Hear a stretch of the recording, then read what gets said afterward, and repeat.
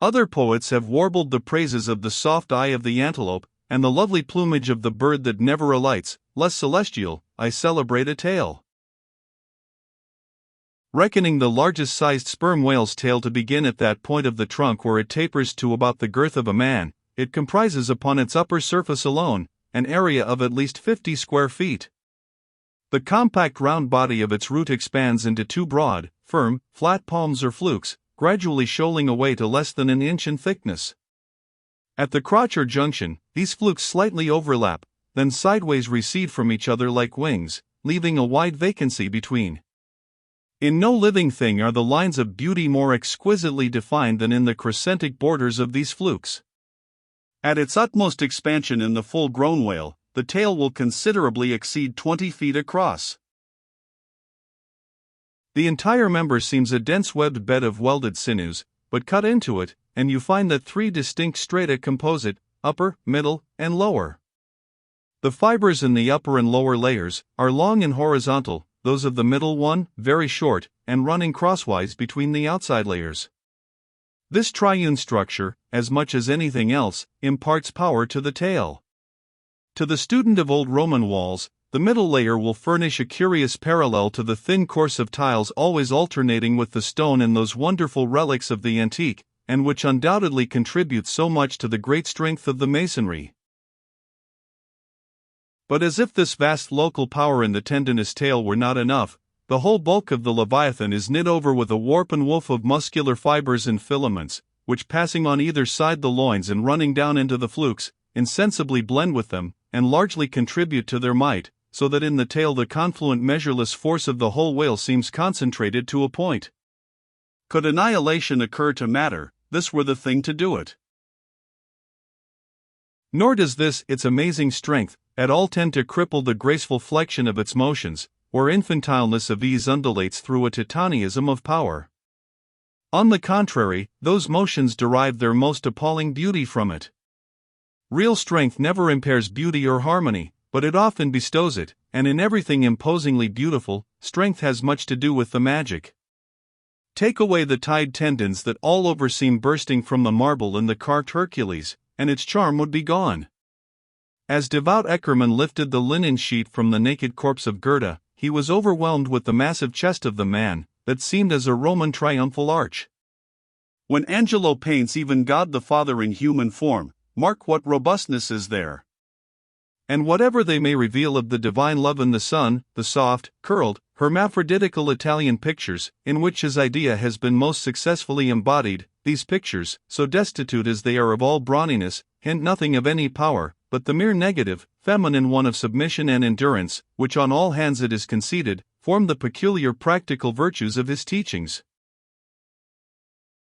Such is the subtle elasticity of the organ I treat of, that whether wielded in sport, or in earnest, or in anger, whatever be the mood it be in, its flexions are invariably marked by exceeding grace. Therein no fairy's arm can transcend it. 5 great motions are peculiar to it. First, when used as a fin for progression; second, when used as a mace in battle; third, in sweeping; fourth, in lobtailing; fifth, in peaking flukes. First, being horizontal in its position, the Leviathan's tail acts in a different manner from the tails of all other sea creatures. It never wriggles. In man or fish, wriggling is a sign of inferiority. To the whale, his tail is the sole means of propulsion. Scrollwise coiled forwards beneath the body, and then rapidly sprung backwards, it is this which gives that singular darting, leaping motion to the monster when furiously swimming. His side fins only serve to steer by. Second, it is a little significant that while one sperm whale only fights another sperm whale with his head and jaw, nevertheless, in his conflicts with man, he chiefly and contemptuously uses his tail. In striking at a boat, he swiftly curves away his flukes from it, and the blow is only inflicted by the recoil.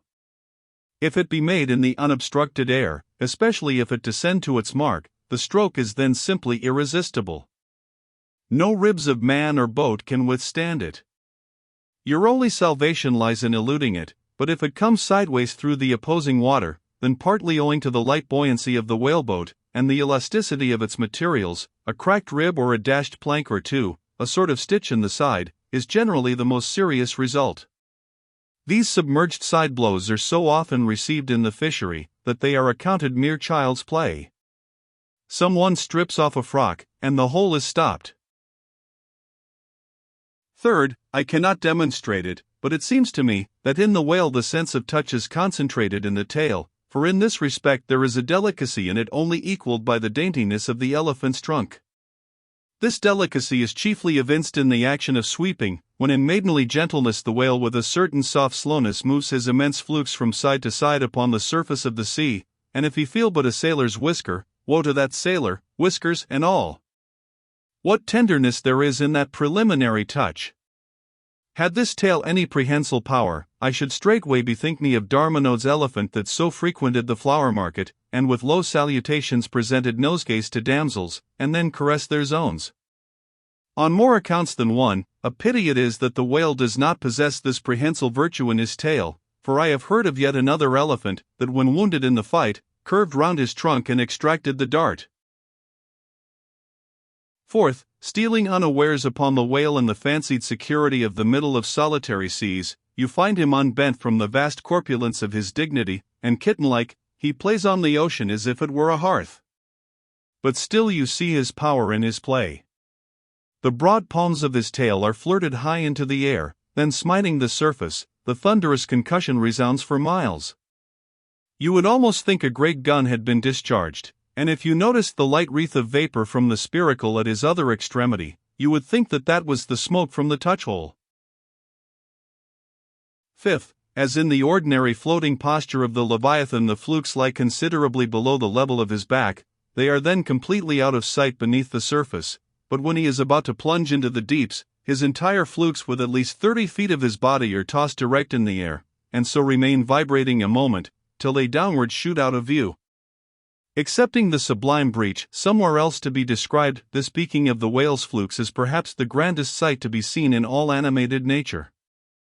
Out of the bottomless profundities the gigantic tail seems spasmodically snatching at the highest heaven.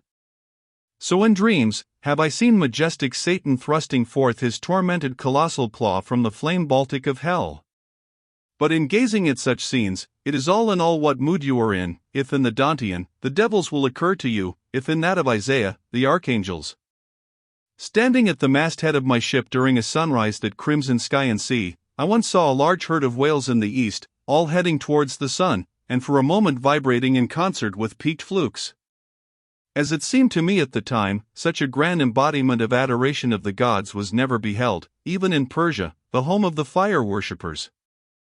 As Ptolemy Philopater testified of the African elephant, I then testified of the whale, pronouncing him the most devout of all beings. For according to King Juba, the military elephants of antiquity often hailed the morning with their trunks uplifted in the profoundest silence.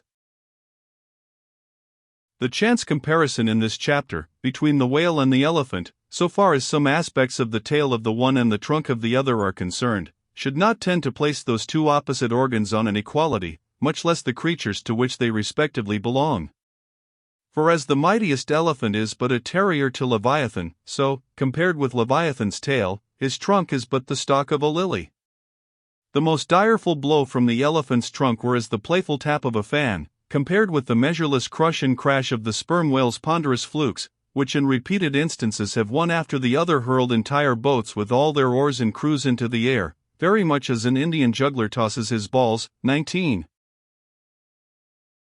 Though all comparison in the way of general bulk between the whale and the elephant is preposterous, inasmuch as in that particular the elephant stands in much the same respect to the whale that a dog does to the elephant, nevertheless, there are not wanting some points of curious similitude. Among these is the spout. It is well known that the elephant will often draw up water or dust in his trunk, and then elevating it, jet it forth in a stream. The more I consider this mighty tail, the more do I deplore my inability to express it. At times there are gestures in it, which, though they would well grace the hand of man, remain wholly inexplicable. In an extensive herd, so remarkable, occasionally, are these mystic gestures, that I have heard hunters who have declared them akin to Freemason signs and symbols, that the whale, indeed, by these methods intelligently conversed with the world. Nor are there wanting other motions of the whale in his general body, full of strangeness, and unaccountable to his most experienced assailant. Dissect him how I may, then, I but go skin deep, I know him not, and never will. But if I know not even the tail of this whale, how understand his head? Much more, how comprehend his face, when face he has none?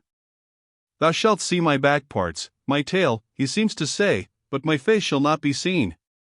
But I cannot completely make out his back parts, and hint what he will about his face, I say again he has no face.